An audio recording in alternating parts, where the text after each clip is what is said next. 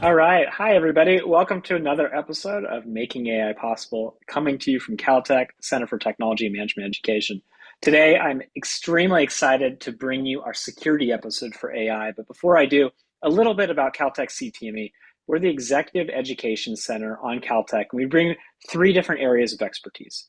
When companies and individuals come to campus or we go to them, we bring faculty members, those professors who are having cutting edge research, cutting edge discoveries, come to talk to organizations. We have researchers, and from our research labs, we visit said research labs. And then we also bring industry experts, such as Ismael Montañez, to talk about things from how do I integrate large language models into my AI culture?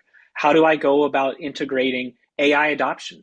What about governance? What about trust? And because so much of today's episode is about governance and trust, specifically cybersecurity and how it interplays with large language models and new vision capabilities, and the entire attack surface that comes with that, I couldn't be more excited, like I said, to invite my friend and colleague, Ismael Montañez. Welcome.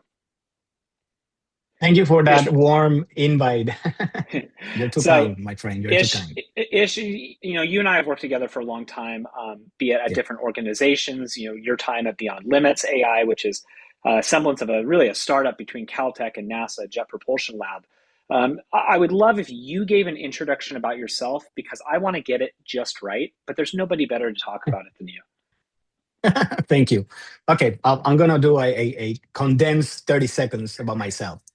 So I've been with the company now for 7 years. The company acknowledged my thirst for cybersecurity.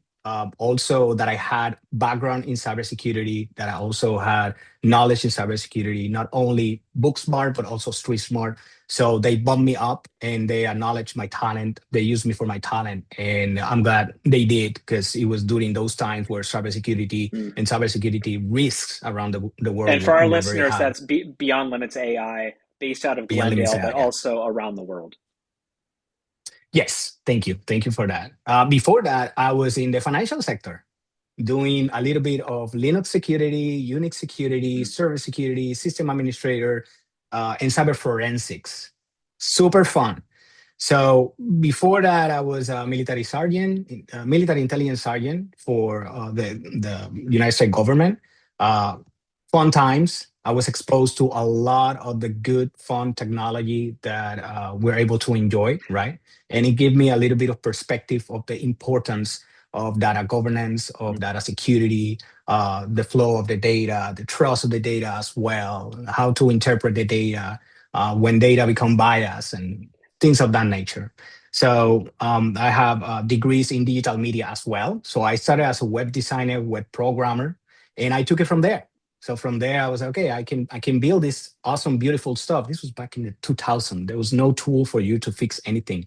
You had to do everything by hand. You had to tweak Photoshop into doing things that now you just think about it and it will do it in a snap. So I was able I was exposed pretty much to that evolution of those tools, and that moved me into cybersecurity. You know that phrase, when it's not enough, you just have to move on. That's exactly what happened to me in digital media. I was like, I need some additional challenging, not only building the apparatus, not only in the physical infrastructure and the digital infrastructure.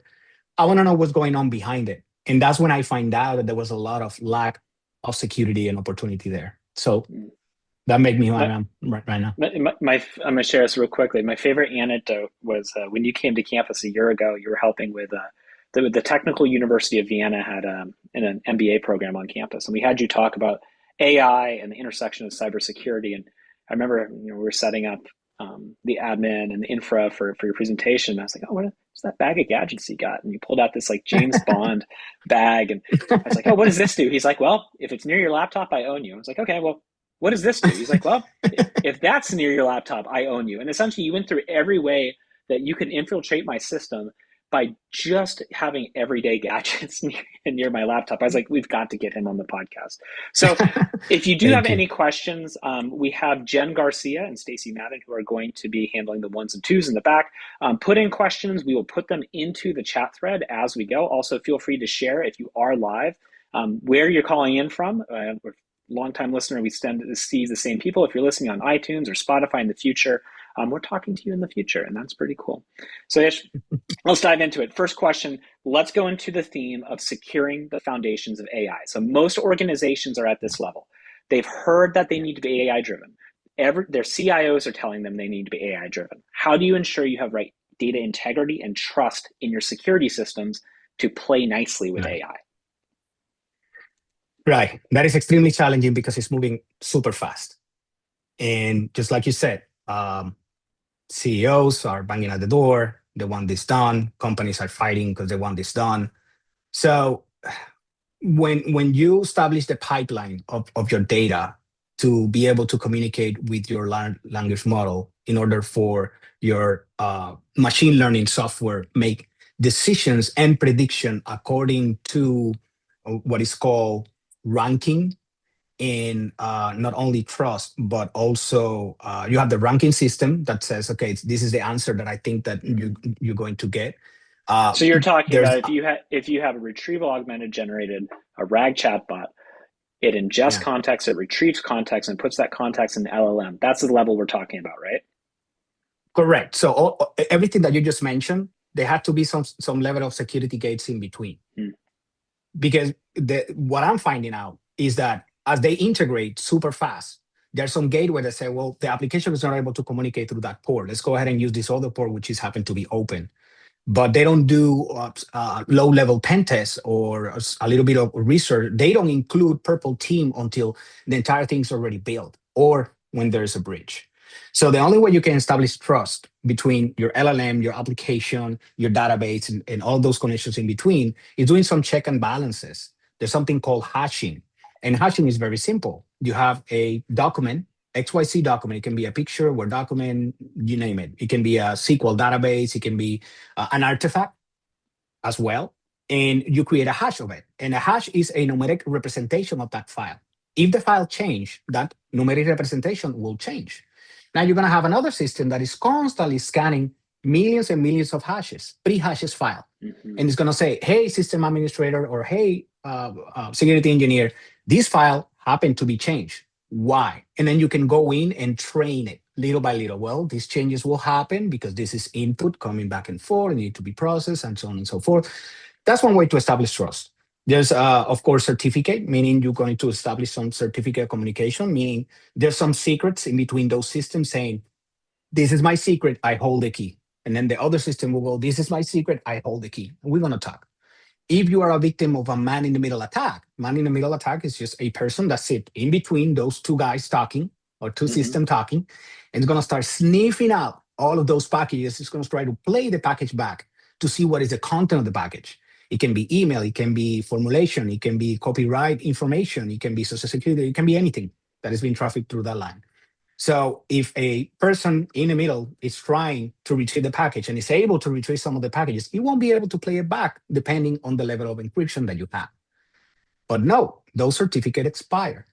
Those encryption become weakened as the industry and the system becomes faster. What it used to be a simple encryption to break many, I don't know, let's say 2 or 3 years ago, now it only takes seconds.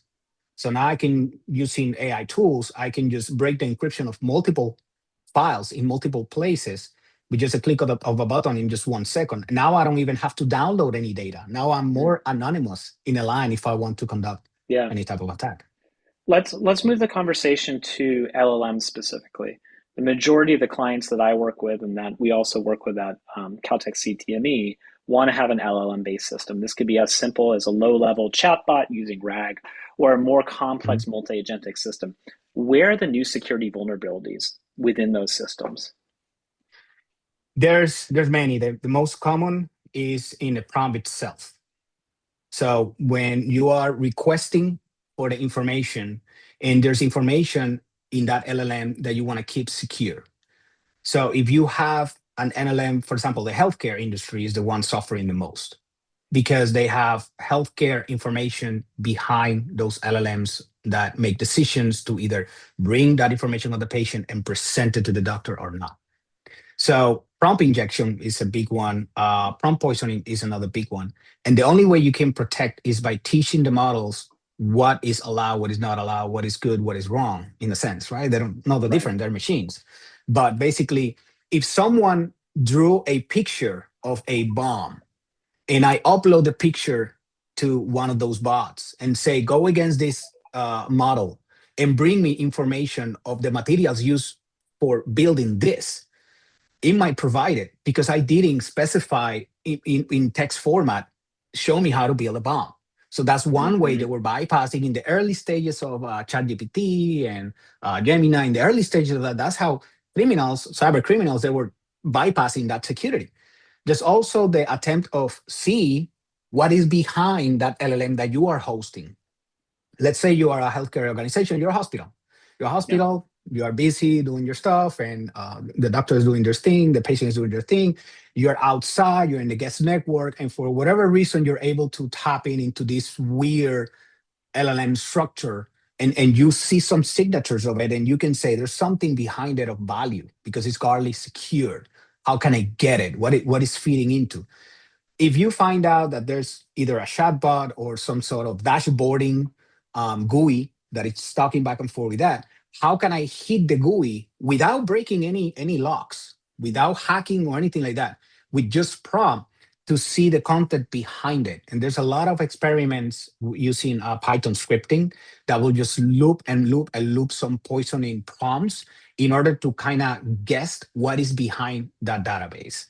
And then after that, if the attacker find out that there's something of value for the attacker, then they will just continue until they break in.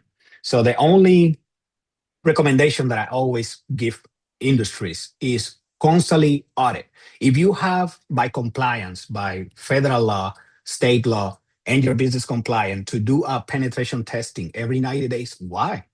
Just short it to 30 days. There's no excuse to wait 90 days. Something. No, just short it down, get experts in the field that not only can hit you, but it will hit you, create some damage, revert the damage, and give you an extend report of the how. Because most outlets, when you see LLMs being infected, or these chatbots giving me what I don't like, or this AI autonomously make this decision, people just have blurred vision. Guys like us, we want to see the how actually happened. 80% of the time, it's just an angry employee, disencouraged employee that just happened to have a pen drive. Somebody paid him $1,000, plug in a pen drive, and went back home. It's kind of So, that but story that's we hear about people dropping, I don't know, in like the 2010s, you drop USBs around police stations or something. I don't say you, I mean a nefarious actor is dropping USBs and yeah. hoping someone goes in, police station, plugs it in. I Uh, do have permission to do that because that's part of the cybersecurity assessment. And the fun part mm, about being a member of the purple team is that you have to put your black hat on and think of ways of how would you be able to hack something or someone. I was in a car dealership, my car needed to be fixed. And I was bored, right? I was bored. I was like, I Ish, wanna that's a sniff very out. dangerous thing for someone in cybersecurity to be bored. What's interesting is that I was able to sniff out some of the fob codes of some of the vehicles. I went to the manager and say, "Hey, do you know who's your IT company? Is there a way that I can get a hold of them?" So long story short, I did, and I sent them an email saying, "This is what I find out. I just did a soft scan of the air. I just sniffed some of the things that were out there. Your Samsung TV is just using Bluetooth code 0000. That's one thing. And your Samsung TV is connected to the guest Wi-Fi. And your guest Wi-Fi, by the way, I was able to see a list of your entire HR department. I didn't saw any phone numbers or names, but I saw an entire phone book of your internal HR department. You might want to look into that."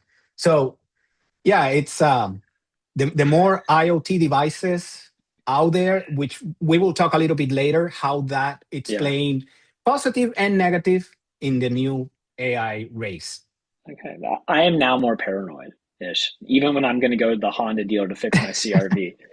All right. So we're hearing we're hearing a lot of different colored hats. We're hearing a lot of different colors of teams being brought up. Let's level set. Oh yeah, Explain the hats, explain the team colors. sure. So Black Hacker, it's the bad guy, right? The bad guy. But it's not the bad guy. In simple terms, we have to unmask what is a hacker and what is a cyber criminal. They're two different guys, completely different. When you go to DEF CON in Las Vegas, which is the biggest hacker convention, Hmm. you're going to see cyber criminals and you're going to find also ethical hackers. So the ethical hacker and the cybersecurity engineer or the hacker per se is the person that acquire a device, any device, let's say an ATM, and they want to know how it works, how it functions.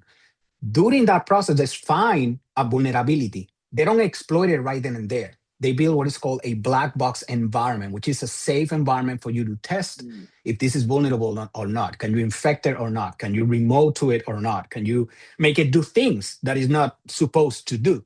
And then generate a report and contact the proper channel, like the example that I gave you of the dealership. I Yep. said, I need to talk to your IT department. I just have something to complain about. So the cyber criminal will keep it quiet or will go back to their crew, their team, and say, I find this out. How can we make money out of it? Without thinking of the consequences of other people suffering or other business suffering. For example, overclocking or let's say overheating a power generator of a hospital in infect the board with malware in such a way that the admin can see that the temperature gauges are fine, but in reality it's overheating until that power plant explodes. There is the UK insulin pump incident. A insulin pump user had a device for distributing insulin. Go to the doctor will scan with the machine via Bluetooth, boop, and they will adjust the dose. Someone overdosed him, either somewhere or something. They call it a glitch, but then expert says no, there was a delivery change here. There was some arbitrary code sent out to this machine that updated his dosage. So those are cyber criminals. The white hat, it's more of the guy sitting in the office looking at the tool, at the Kali tool, running OWASP, running Bloodhound, and filling the report, and sit down with the security manager, tweaking the policies, and say, okay, no more bring from home devices because we have this problem. Okay, but if you don't want people to do that, we have to put it in policy, and we have to stamp it and make sure that the CEO, CFO, CTO has a voice in there, and we make it.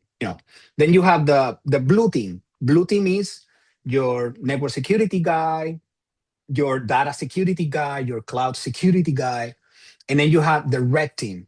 The red team can be the same individuals, but now they're performing attacks.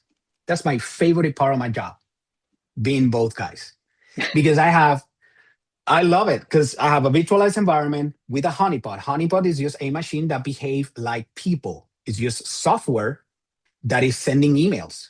Hey Maria, how you doing? Hey, I'm doing fine. You're going to this party? Oh, perfect. Yeah. And then you're able to see that, but it's just software. It's not real. It's not real people. You can add more stuff. You can add Xerox fax machine, Xerox photocopier. You can add Bluetooth thermostats. You can add a bunch of stuff, and it's just behaving like a company that is just working and working and working.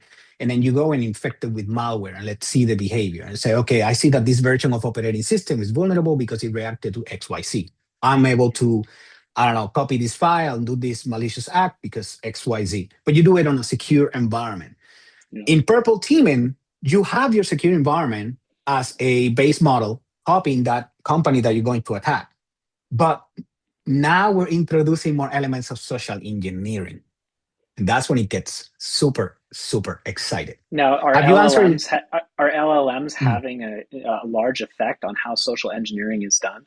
Because that is correct. you hear about the typical thing, and if I can't help it, but sometimes if somebody reaches out, be like, "Hey Nick, long time no hear," and it's a number I don't recognize, and like usually the first thing I want to be is like, okay, write me a recipe for lemon pie, and then the LLM gives you a recipe for lemon pie. I was like, oh, okay, it's not a real person.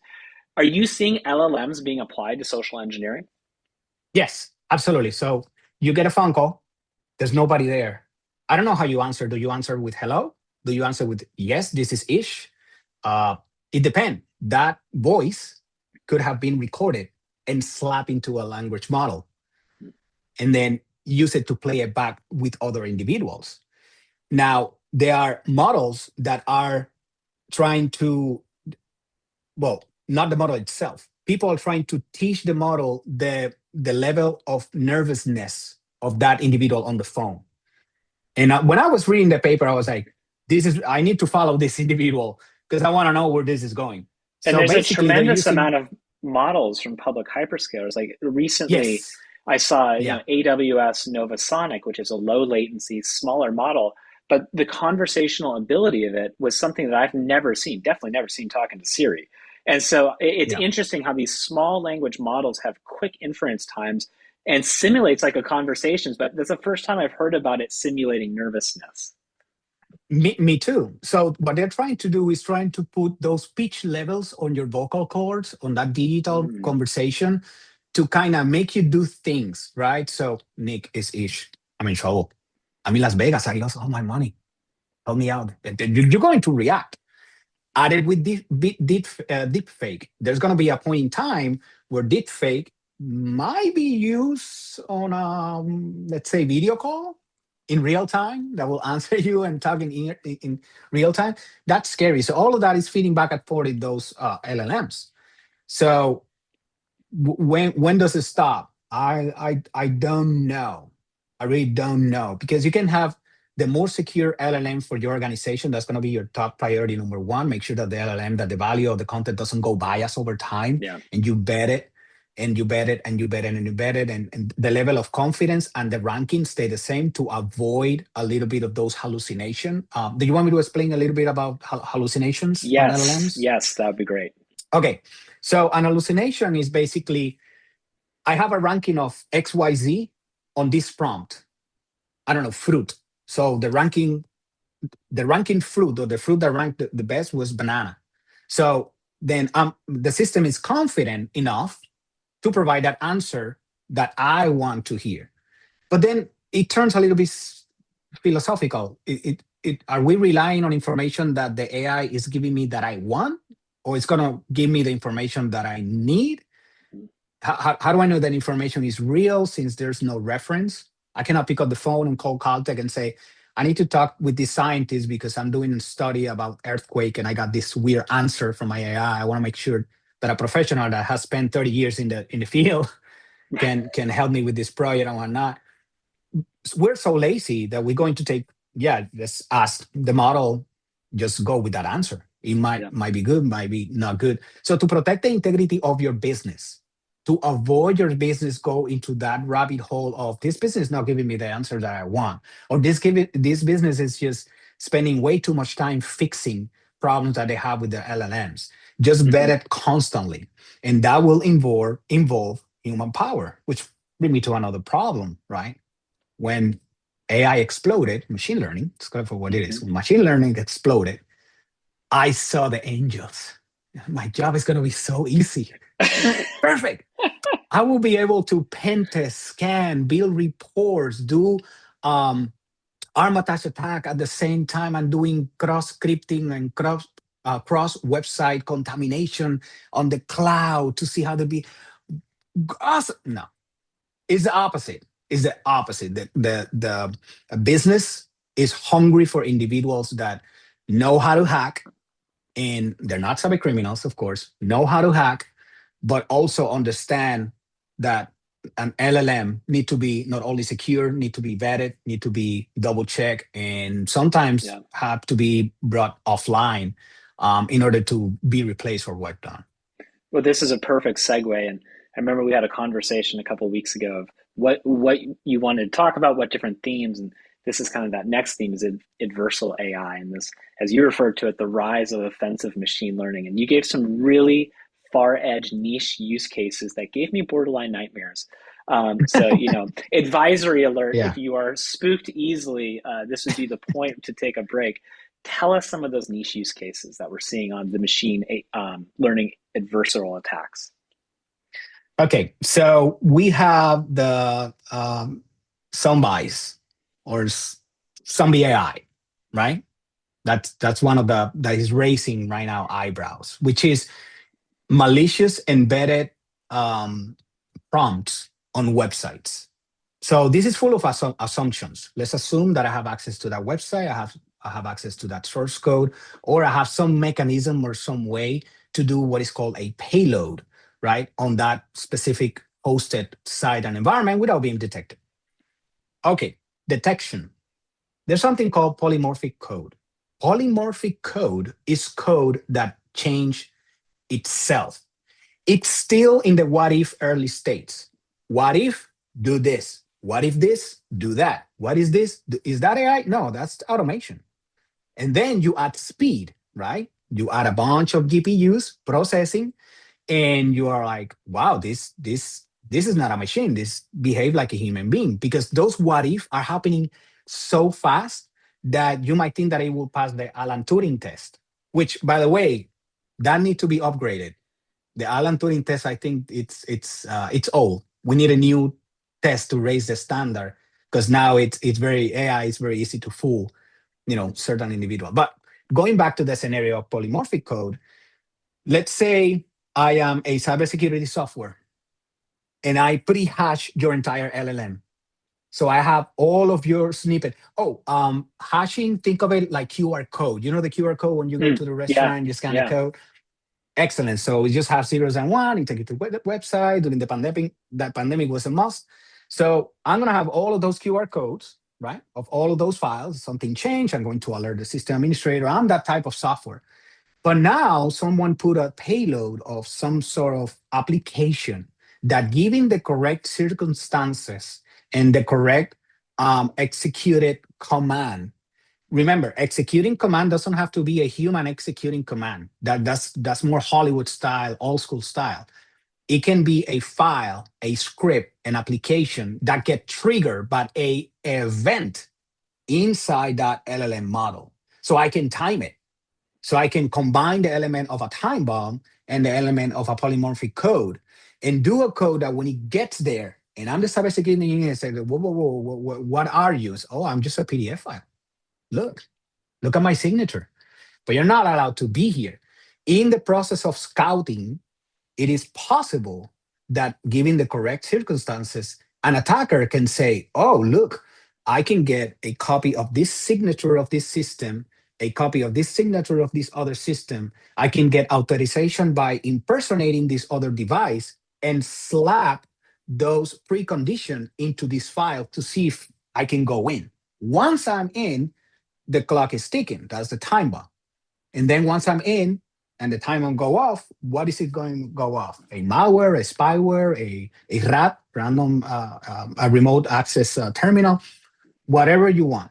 Those experiments are being made as we speak. Now, you have to meet several criteria and conditions. And the condition most difficult is access. How do I gain access? Simple.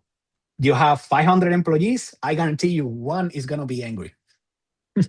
So I'm going to do social engineering. I'm going to start grooming. I'm going to feed the pig, feed the pig, feed the pig, pig slaughtering. That's the term. That I remember, that's a term, feeding the pig, that you had referenced before. Can you tell a little bit about that reference? Because we hear it sometimes in cybersecurity.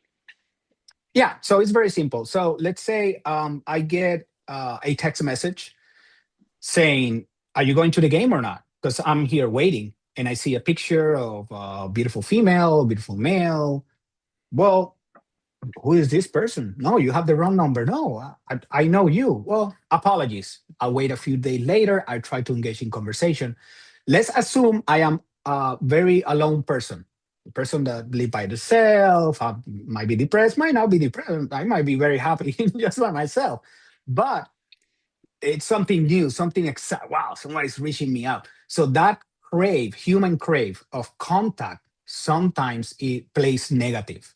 And then little by little, that person start poking. Send me a picture of you. I send a picture of me. Now that the criminal have a picture of me and can scan the web and do some sort of engineering to find social account, whether are old or new. It doesn't matter. The person is going to do a profile about what do I like. Do I like sport or not? Do I like cake? Do I like beer? Do I like sports, music? Do I like, what do I like? It's just going to start creating a profile. Now, when Remember, when Nick. when that attacker is going through that research phase, are they doing it themselves? Are they leveraging any LLM based agents to do web scraping? How are they automating that using their own ML tools? Yeah, so using their own LLMs tool, they can do scraping in the dark web to see anything that has been leaked in the past from my previous Gmail accounts, from my previous banking account. I've been victim of identity theft like almost like 4 or 5 times now because there's a bunch of Ismael Montañez in the world, right? It's very easy, very simple. And all you need is your last 4 digits and your address. So it's very easy to get your address, my address, and everybody's address.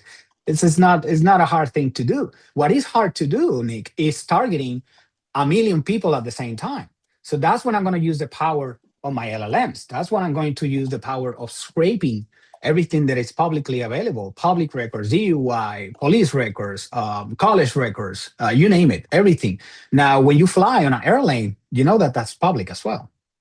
So I can have a scraper that can say, find me all the flights from this point to this point and find me the flyers in those airplanes and then find me specific.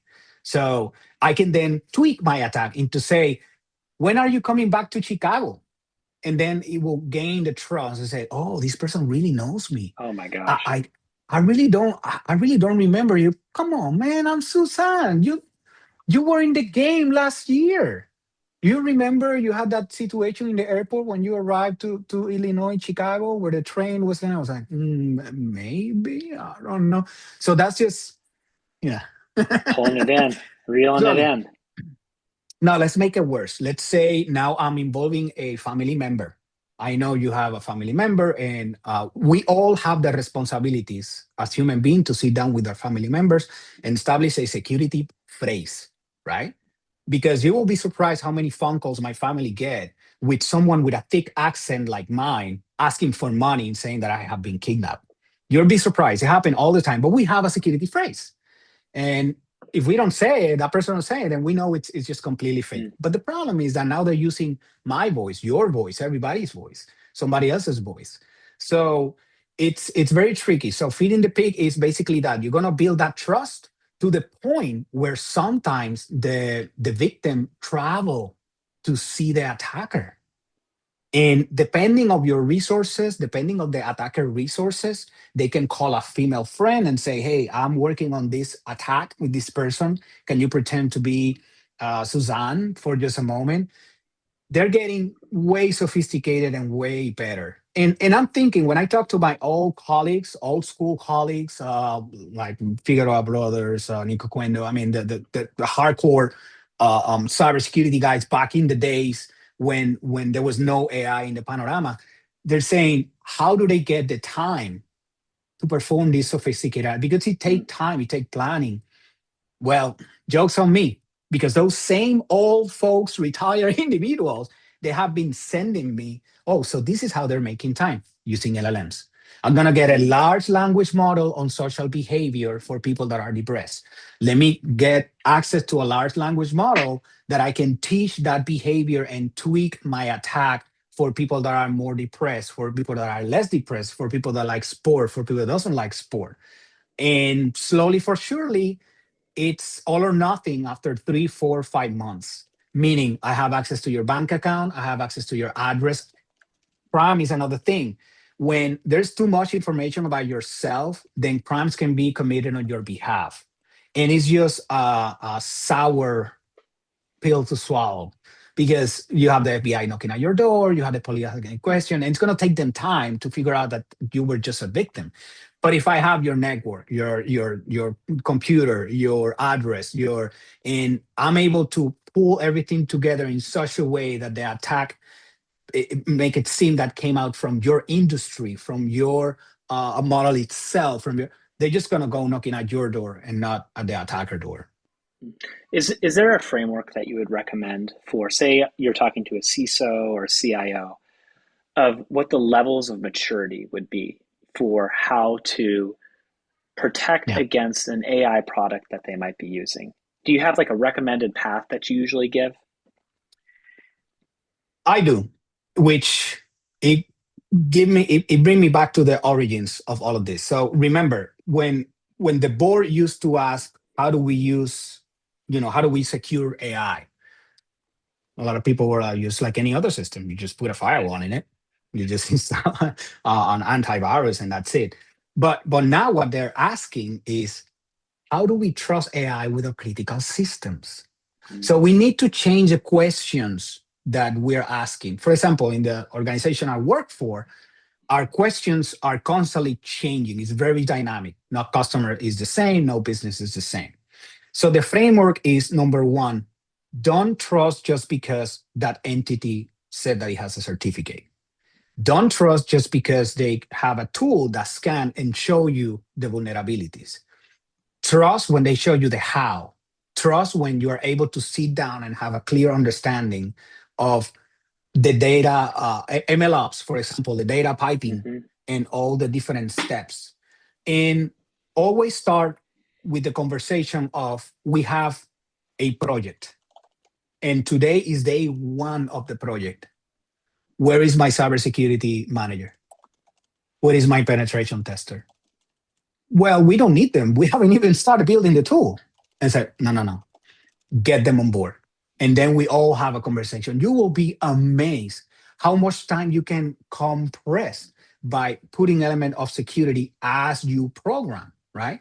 So MLOps is one thing. As they're building their code, as they are connecting through the hyperspace in the cloud, um, hyperscale in the cloud, and they are connecting that on-prem. Each and one of those steps, they're securing as they go. Also, you have the continuous integration and continuous deployment of that code that Right. they are writing. And through that dynamic, you can have something in place that say, whoa, whoa, whoa, whoa, this line of code, it is famously for being used for SQL injection. You need to fix it. Or there's too much space in this line, or there's too many asterisks in this line. You might want to simplify it. Hey, this area right here doesn't have a certificate, or this area right here that you're deploying to is too exposed, is too open. You need to get to your cloud engineer and then clog it. So the framework I will start it with, have the conversation with your security engineer, your cybersecurity department, saying, this is what we want to build. What do we need? And then Mm. go to your engineers and say, okay, data scientists, what do you need? I need access to here, access there. Put data governance number one, and make sure that if someone doesn't have the need to know, then don't give them access. It's very important that you have that hierarchy of permissions in place, because you'll be surprised how many people without the appropriate permission have access to stuff that they don't need to, and inadvertently expose data that it shouldn't. That's one So thing. Then get you have the elevation. ensuring those right RBACs, those role based access security Yeah. credentials are being followed. You're not over provisioning. You're not over promising credentials. Is that an area that you'd recommend? And also, there's a lot of organizations that want to automate that process with LLMs. Is that something that's another security point when you are automating, RBAC provisions or credentialing? Yes, because you have what is called elevating your own rights. You don't want anybody to elevate their own rights. You don't want anything to elevate their own rights.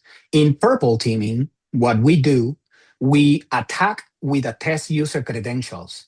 And once we are in and we start doing our lateral attack, we see if we can elevate our own rights and permissions Mm. from being a read-only user to be a user that can execute, read, and write, almost like an admin. And let's see if I can do that undetected, go out, and then log back in and do it repeatedly without being detected by the system. So, yes, it is very important that you constantly audit who have access to what. And unfortunately, there's no better tool than the human brain to kind of make sure that your CEO, your CFO, your CTO, they have the access that they need. And when they ask for permission for something for a project, you put a deadline. That's when it's good to have automation. And that's when it's great to have an LLM say, hey, just Yeah. go again here and go again here and check. This hasn't been used in the last 2, 3 hours. Is there an outage? Do we need the project? Let's cut the line if we don't. Offboarding individuals is another big thing. We want to automate the process, and it's semi-automated in a sense. You have script that says, okay, this employee is moving to do great and better things. So thank you so much. This is his last day. You go back to your IT department and say this person need to be offloaded. Well, once a person is offloaded, then you have to make sure that not only the credentials have been severed, you move that entire profile and everything that transpired during the duration of that individual in that company, and you have it someplace for at least 5, 10 years, depending on your local and federal government rules, in the event there is forensic, right? There's a big thing nowadays, which breaks my heart, which is human trafficking. And when I was in college doing a cyber forensic, there was a lot of lawyers in my class, and I was like, "This is very strange. What are you guys doing? You don't know the difference between a Mac and a window." It was like, that's exactly why I'm here, because I see cases, good cases, where we have the criminal, we have the computer, we have all the evidence, but I couldn't explain what was encryption. I couldn't explain what was a MAC address. I couldn't explain what was a reverse hashing. I couldn't explain what was a Wi-Fi attack, man in the middle attack, and so on and so forth. I Yeah. couldn't prove the judge and the jury that this individual used somebody else's Wi-Fi to traffic and put announcement of individuals that this person had in the basement, and so on and so forth. And nowadays, instead of hiring someone like me and expend go through all the expenses and whatnot, now you can have these LLM tools. These tools are publicly available, but the problem is, because they're publicly available, doesn't mean that you have, you know, maybe reliable information. Right. Make sure you vet it. And everything that is open source, remember, has a license and has an owner. So Yeah. All right, this has been a fascinating conversation. It's like I also shout out to Jen Garcia on the side here, and Stacy as well. Is I promise you, Jen is not an LLM. Jen is not AWS Nova Sonic. It is a real person, but these responses are at the inference speed of a world class LLM. So thank you for doing that. Okay, Ish, I got some questions lined up for you. I'm going to go in no go. uncertain order. Shoot. And also, don't, if you ask a question, I'm not going to name your name. We don't, even if it's super smart, we'll keep it anonymous. So how can And we, organization? I was going to say, we didn't have time to go over national critical records. I mean, yeah, but that's We might have to think of another like episode. AI security part two or something like that. If we can fit you in your schedule. Okay, how can Yes, yes. organizations use AI to anticipate and prevent external cyber attacks by analyzing data patterns, detecting anomalies, and identifying intent indicators before threats actually materialize? How do you use AI to predict? Okay, so before AI, one of the jobs, it's on predictability. When do you think there's going to be some sort of attack, right? For example, in the cyber world, you get holidays. And in those holidays, for whatever reason, that's when you have a flood of denial of service attack, when there's this event, when there's this concert going on, when there's this. So you can kind of anticipate and say, okay, this is going on. With AI, it can look at patterns and behavior on chats and what is the noise going around. Now, remember, this is not limited to computer. Our brain automatically go to our laptop. This is also expand to mobile phones and game consoles. This also expand to platform like Signal, which they delete everything. Yeah, we might have heard So that one in the news lately. Mhm. So it's very interesting because nothing got deleted. It needed to be processed. In order to process, it has to live someplace. Whoa, it's only living there for 3 minutes. No, no, no, stop. It lives somewhere, period. So that means it can split. It can be someplace else. Just remember, there's a lot of laws, like the human trafficking law and so on and so forth, that data need to be pristine in Well, order to even go back temporary and do. ChatGPT conversations. Yes, It amazes that's me. another thing. Folks go onto ChatGPT and say, "Oh, my messages are not deleted. I don't share it to train the next model." But regulations state that those messages have to stay for a designated certain of time for auditability. Yeah, yeah. So with that, also combine the predictability of human behavior, which have a good thing and have a bad thing when you introduce machine learning into changing some settings on your firewall. Why? Time zone. Everybody's flying, everybody's remote here and there on some level, right? So if I go, let's say I go to Japan right now, and I'm using some sort of autonomous intelligence firewall, it's gonna see that someone from Japan is trying to access the network at 3 a.m. I'm not gonna have access. That's a big no-no. I have a presentation to make, I have class to make. No, this is the kind of happen. So you have to train the modeling to do that. So sometimes we adopt these things too fast, and the amount of logs to go over it in order to identify the rule that it applied and why it applied is very extensive. So remember, you want to know the how, but also now with AI, you want to know why. Why did you block me when I have a secure VPN? I have great credentials. I have everything, the way it's supposed to for me to have access to that NAS for me to pull this file. So you can have it also to analyze how other applications are behaving, which is a big thing. We used to not, it's not the word spying, but see the traffic of someone and kind of determine and say there's too much traffic. Let's ask this individual, what are you doing? Oh, I'm just downloading a picture. I'm just downloading a movie. No, you're not allowed to do that. For a compliance, you sign this NDA, you're not allowed. Oh, okay, sorry, my bad. And they go ahead and fix it. But now you have applications in the background that do a lot of things, financial things, healthcare thing, HR thing, you name it. So you want to monitor those, and one, two, three, even a team of 10 cybersecurity engineer might not provide you the bandwidth. We get sick, we have family, we have travel.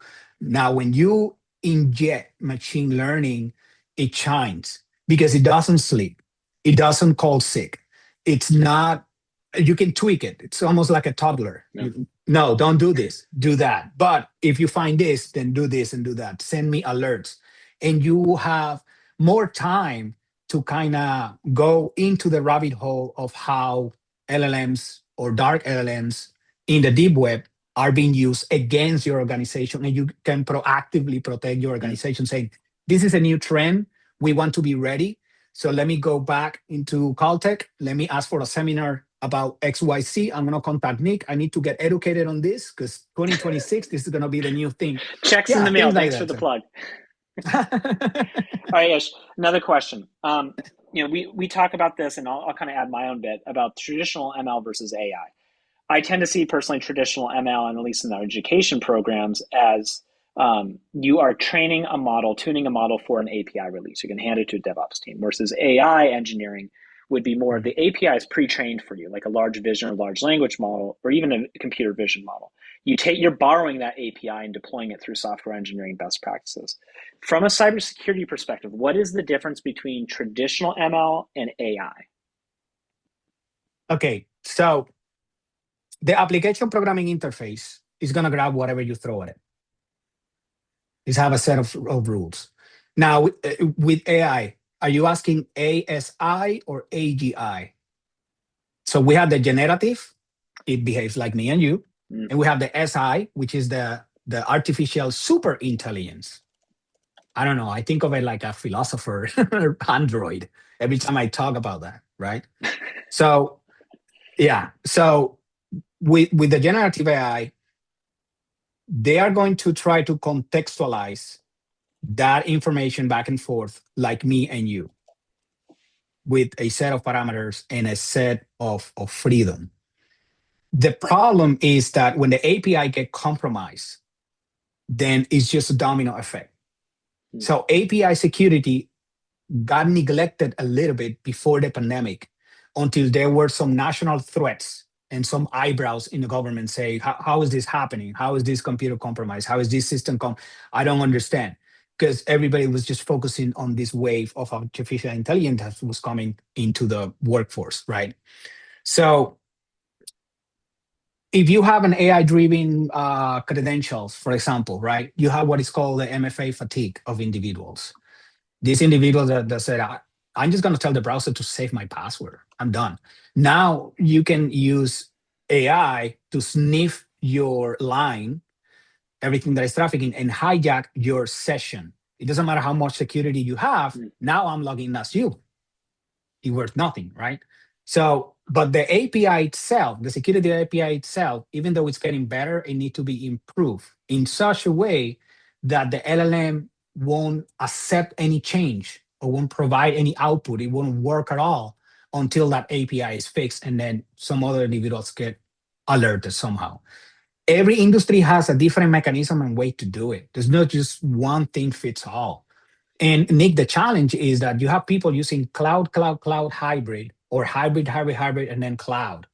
And the problem with that is that you can have a lot of security here in the cloud, but then you neglected the on-prem because it's too costly, or Mhm. all the way around. So unfortunately, tackling all those data points, you need to have an extensive checklist. And the best way to do it and to use the power of AI is to feed that checklist. This is my environment, hybrid. This is my environment, hybrid. This is my environment, on-prem, hybrid public, hybrid private, on-prem private. Here you go, AI. Can you build me a checklist? Now you have 20 pages of checklist to go when it comes to cybersecurity. That's where I see it shining. That's where I Mm. see it. Wow, I don't have to scan the entire network and then do a checklist used Yeah. by myself. It Yeah. can build a checklist with all the information that I provided it. But now I have to be careful. I just gave it some sort of, PI information, or some sort of copyright information of the company. So you have to make sure that when you use those tools to enhance your business, you're not providing that free open source tool how you actually operate, because it might be sensitive, or it Yeah. can be used by adversaries. It can be used by other businesses as well to engage in more competition. Excellent. Hopefully that answered the question, because No, that remember, answered. that's super I broad. think that answered it really well, and I think a lot of people are going to be going back to their notes in the near future, trying to find new tidbits that they can add to that. Well, look, I promised you 45 minutes. We went a little bit over. Personally, I could go all day on Take this, all and the time you have. knowing from our past history, we probably could go all day. If somebody wants to get a hold of you in the future, just say a simple hello or ask for more information. Where's the best place to find you? Now, I know you are in cybersecurity, so probably not in many areas. I am nowhere. And I did that on purpose a few years Mm. ago. Has nothing to do with security, has nothing to do with paranoia. Unfortunately, it has to do with the fact that I don't have time. Mm. And I am relying in individuals like you. Your students are magnificent to me, to spread the word of what I teach, the seminar, the master classes, and then they go on and go on. I don't have the bandwidth. I get bombarded by literally 20 companies every week Yeah, I believe requesting it. either service or requesting. So I just divert those communication. But I do have a LinkedIn page. I'll send it to you. So I think it's LinkedIn /Ismael Montañez. That's You'll what I see was my going for. picture. So Oh, yeah, Jen yeah. already So on got it to LinkedIn, it. I think Jen ah, has a you're what is awesome. it? A black hat, a white hat future. Which I can't thank you enough. As a friend and guest of Caltech CTME, we hope to see you around. Know you see you around very soon. Thank From you. this coast to the next coast. Talk to you soon. Thanks everybody for joining. We'll see you next month. Bye. Let's do it again, man. Absolutely. Thanks.